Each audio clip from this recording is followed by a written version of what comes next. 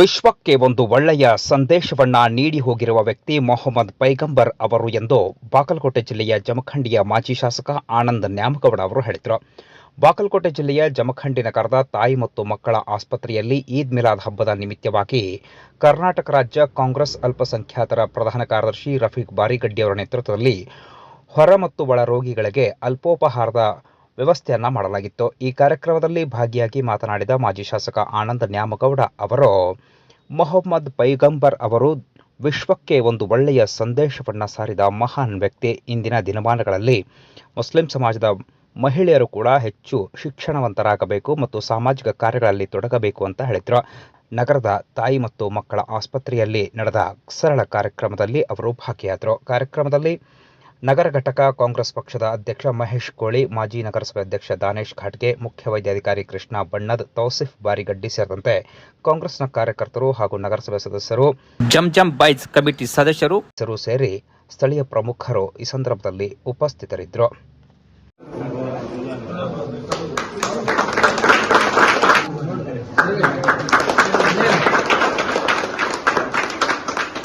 ಸನ್ಮಾನವನ್ನು ಸ್ವೀಕರಿಸಿದ ಆನಂದ್ ಸಾಹೇಬ್ಗೆ ಧನ್ಯವಾದಗಳು. ಅದೇ ರೀತಿಯಾಗಿ ಸನ್ಮಾನವನ್ನು ಮಾಡಿದಂತ ರಫೀಕ್ ಬಾರಿಗಡ್ಡಿ ಅವರಿಗೂ ಧನ್ಯವಾದಗಳು. ಇನ್ನೋರ್ವ ಅತಿಥಿಗಳಾದಂತ ಜಮಖಂಡಿ ನಗರದ ಮುಖ್ಯ ವೈದ್ಯಾಧಿಕಾರಿಗಳಂತ ಬಣ್ಣದ್ ಸರ್ ಇವರಿಗೂ ಸಹ ರಫೀಕ್ ಬಾರಿಗಡ್ಡಿ ಅವರು ಸನ್ಮಾನವನ್ನು ನೆರವೇರಿಸಿಕೊಡಬೇಕಂತ ಈ ವೇದಿಕೆ ಮುಖಾಂತರ ಅವರಲ್ಲಿ ವಿನಂತಿಸಿಕೊಳ್ತಿದ್ದೇನೆ.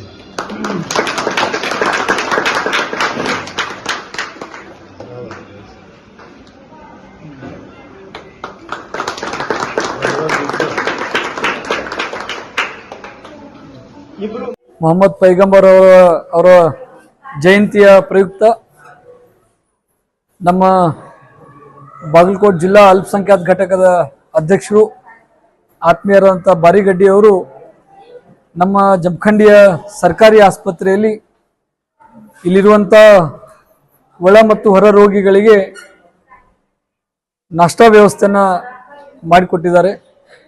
ಬಹಳಷ್ಟು ಖುಷಿಯ ವಿಚಾರ.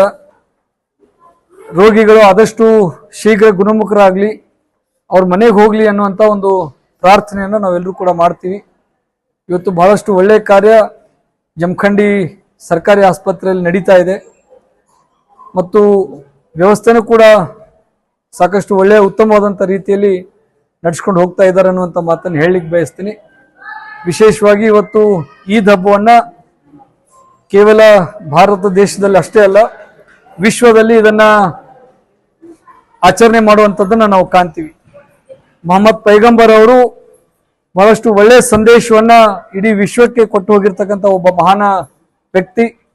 ವಿಶೇಷವಾಗಿ ಮಹಿಳೆಯರ ಶಿಕ್ಷಣಕ್ಕೋಸ್ಕರ ಸಾಕಷ್ಟು ಒಂದು ಹೋರಾಟವನ್ನು ಮಾಡಿರ್ತಕ್ಕಂಥ ಒಬ್ಬ ವ್ಯಕ್ತಿ. ಇವತ್ತು ಅವರನ್ನ ನಾವು ಸ್ಮರಣೆ ಮಾಡುವುದು ಬಹಳಷ್ಟು ಅವಶ್ಯಕತೆ ಇದೆ ಅಂತಕ್ಕಂಥ ಮಾತನ್ನು ಹೇಳಲಿಕ್ಕೆ ಬಯಸ್ತೀನಿ.